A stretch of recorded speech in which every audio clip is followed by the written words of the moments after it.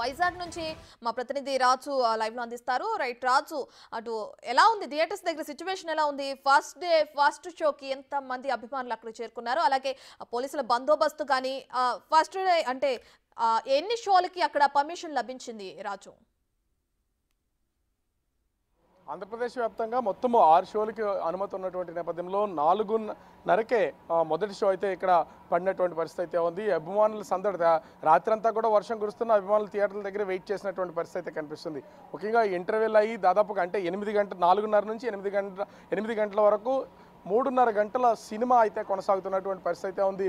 గత సినిమా కూడా చూసాము.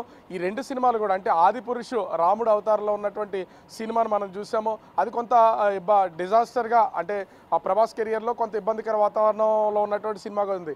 అయితే అదే ఇతిహాసాన్ని తీసుకుని ఇప్పుడు కూడా ఇది మహాభారతాన్ని ఇతివృత్తంగా తీసుకుని సినిమా అయితే డిజైన్ చేసినటువంటి పరిస్థితి అయితే ఉంది. ముఖ్యంగా ఈ సినిమాలో ఉన్నటువంటి క్యారెక్టరైజేషన్స్ కనుక మనం అన్నింటినీ ఒకసారి గమనించి చూస్తే ఒక విధంగా సినీ లవర్స్కి పండగనే చెప్పుకోవచ్చు. ఎందుకంటే అటు టాలీవుడ్, బాలీవుడ్, కోలీవుడ్ అన్ని మొత్తం సినీ సంబంధించినటువంటి అన్ని ఏరియాలకి సంబంధించి అన్ని రాష్ట్రాలకు సంబంధించినటువంటి హీరోల్ని క్యారెక్టర్ ఆర్టిస్టులు అందరినీ కూడా దీంట్లో మిళితం చేసినటువంటి పరిస్థితి ఉంది. మొత్తం ముఖ్యంగా చూస్తే బాలీవుడ్ బాద్షా అటు ఒక పక్క చూస్తే అమితాబ్ బచ్చన్, అదేవిధంగా కమల్ హాసన్, వీళ్ళు ఇద్దరు క్యారెక్టర్స్ని డిజైన్ చేసినటువంటి విధానం అసలు అక్కడికి సినిమాలు చూస్తున్నటువంటి ప్రతి ప్రేక్షకుడు ఒక తెలియని అద్భుతాన్ని చూస్తున్నటువంటి ఫీలింగ్ కలుగుతూ ఉంటుంది. ఎందుకంటే వాళ్ళ మేకప్ డిజైన్ కూడా అంతే అద్భుతంగా చేసినటువంటి పరిస్థితి ఉంది. దీపికా పదుకొనే, ప్రభాస్, అది అంటే ఈ సినిమాలో ప్రతి ఒక్కరిని కూడా నాగ్ అశ్విన్ లింక్ చేస్తూ వచ్చాడు. 2 నిమిషాలు 10 సెకండ్లు కూడా సినిమాలో కనిపిస్తే చాలా అనే విధంగా క్యారెక్టరైజేషన్స్ అనేవి ఉన్నాయి. ఈ సినిమాలో ఇప్పటి వరకు అంటే ఎవరికీ తెలియని క్యారెక్టర్స్ కూడా ఉన్నటువంటి పరిస్థితి అయితే ఉంది. ముఖ్యంగా దుల్కర్ సల్మాన్ అంటే మలయాళీ ఇండస్ట్రీ నుంచి ఉన్నటువంటి పరిస్థితి ఉంది. డైరెక్టర్ రాజమౌళి ఈ సినిమాలో కొంతసేపు కనిపించే పరిస్థితి అయితే కనిపిస్తుంది. అదేవిధంగా ముఖ్యంగా చూస్తే విజయ్ దేవరకొండ కూడా 10 సెకండ్ల పాటు స్క్రీన్ మీద తలుక్కుని మెరుస్తూ ఉన్నాడు. అంటే ఇన్ని క్యారెక్టర్స్ని ఆ సినిమాలో తీసుకొచ్చినటువంటి పరిస్థితి అయితే ఉంది. ముఖ్యంగా ఈ సినిమాకి సంబంధించి చూస్తే అమితాబ్ బచ్చన్కి అటు ప్రభాస్కి మధ్యన ఉన్నటువంటి ఒక ఫైట్ సీన్ అయితే థియేటర్లో అసలు అభిమానుల సందడి ఏ విధంగా అనేది మాటల్లో వర్ణించలేమో.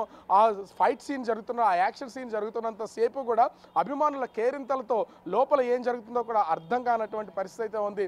అంతటి అద్భుతమైనటువంటి డిజైన్ నాగ్ అశ్విన్ చేశారు. అయితే ఈ మొత్తం సినిమా అంతా కూడా మహాభారతానికి సంబంధించి అటు అశ్వత్థామ క్యారెక్టర్లో అమితాబ్ బచ్చన్ అయితే చేసినటువంటి పరిస్థితి అయితే ఉంది.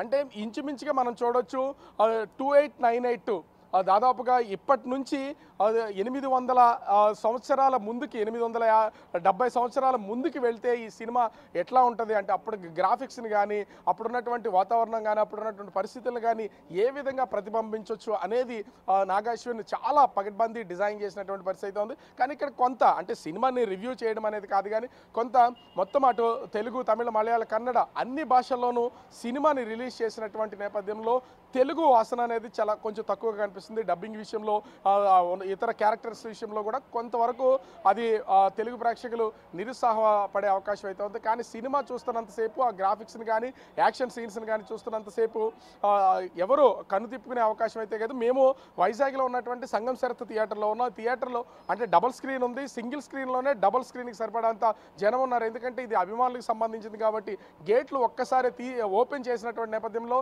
అటు అభిమానులు కూడా సినీ ప్రియులందరూ కూడా టికెట్స్తో సంబంధం లేకుండా లోపలికి వెళ్ళిపోయి మొత్తం నిలబడి సినిమా చూస్తున్నటువంటి పరిస్థితి ఉంది. ప్రభాస్ క్రేజ్ ఏ స్థాయిలో ఉందో దీన్ని బట్టి అర్థం చేసుకోవచ్చు. ఇంచుమించుగా ఈ సినిమా 2000 కోట్లను క్రాస్ చేస్తుంది అనేది మొదటి నుంచి వస్తున్నటువంటి ఒక ప్రచారం నేపథ్యంలో మొదటి రోజు సినిమా చూస్తున్న ప్రతి సగటు ప్రేక్షకుడి నుంచి సినీ లవర్ వరకు ప్రతి ఒక్కళ్ళు కూడా దీన్ని ప్రతిబింబ చేసేదాకా ఆ సినిమా కనిపిస్తున్నటువంటి పరిస్థితి ఉంది. సినిమా ఇది తెలుగు వాళ్ళు తీసిన సినిమా, తెలుగు డైరెక్టర్ తీసిన సినిమాలకు ఎక్కడ కనిపించట్లేదు. హాలీవుడ్ రేంజ్లో గ్రాఫిక్స్ అన్ని ఉన్నటువంటి పొజిషన్ అయితే ఉంది. ముఖ్యంగా కమల్ హాసన్ అటు అమితాబ్ బచ్చన్ వీళ్ళిద్దరు క్యారెక్టరైజేషన్ కానీ వాళ్ళకి ఇచ్చినటువంటి కాస్టింగ్ కానీ మేకప్ కానీ దీన్ని చూస్తే ఒక అద్భుతాన్నే క్రియేట్ చేశాడు నాగ్ అశ్విన్ అనేది చెప్పొచ్చు. ప్రతి ఒక్కరిని స్క్రీన్కి పరిచయం చేశాడు. ఎందుకంటే వైజయంతి బ్యానర్ అనేది చాలా పెద్ద బ్యానర్. ఆ బ్యానర్లో వస్తున్నటువంటి సినిమాకి సంబంధించి ఒక్క నిమిషం కనిపించినా చాలా అనేది దీంట్లో కనిపిస్తున్నటువంటిది అయితే ఉంది. చిన్న చిన్న క్యారెక్టర్స్ నుంచి అటు అమితాబ్ వరకు ప్రతి ఒక్కరికి ఒక స్పెసిఫికేషన్ ఇచ్చే సినిమాని అయితే డిజైన్ చేసినటువంటి పరిస్థితి ఉంది.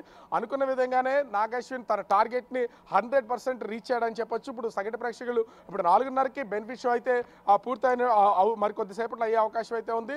అది ఆ తర్వాత నుంచి కంటిన్యూగా 6 షోలు ఉన్నటువంటి నేపథ్యంలో ఈ రోజు ఇప్పటి వరకు ఉన్నటువంటి 6 షోలకి ఆ టికెట్స్ అయితే అన్ని అయిపోయినటువంటి పరిస్థితి అయితే ఉంది. ప్రతి థియేటర్ దగ్గర పోలీసుల బందోబస్తుతో పోలీసులు అయితే ఖచ్చితంగా థియేటర్ల దగ్గర ఉంచినటువంటి పరిస్థితి అయితే ఉంది.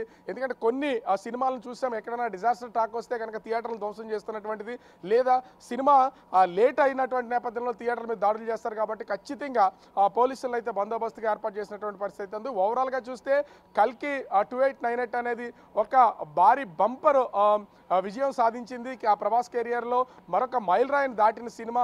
ప్రభాస్ యాక్టింగ్ కానీ అదేవిధంగా ఇక్కడ ఉన్నటువంటి మిగతా నటుల కాస్టింగ్ కానీ చూస్తూ ఉంటే డైరెక్టర్ ఒక పక్కా ప్రణాళికతోనే ఈ సినిమా రూపొందించాడు అనేది చెప్పొచ్చు. మరి కొద్దిసేపట్లో నెక్స్ట్ షోకి సంబంధించినటువంటి అభిమానులు కూడా ఆ సినిమా చూడడానికి వస్తున్నటువంటి వాళ్ళు అయితే ఉన్నారు. సో రాత్రి నుంచి వైజాగ్లో వర్షం కురుస్తూనే ఉంది. వర్షాన్ని కూడా ఎక్కడ లెక్క చేయకుండా తెల్లవారుజామున 4:30కి షో అనేసరికి 4 గంటలకి 3:30 గంటల నుంచి ఇక్కడికి ఆ సినీ అభిమానులు అయితే వచ్చి ప్రస్తుతం అయితే సినిమా చూస్తున్నటువంటి పరిస్థితి అయితే కనిపిస్తుంది. Ratna. Right, thank you Raju.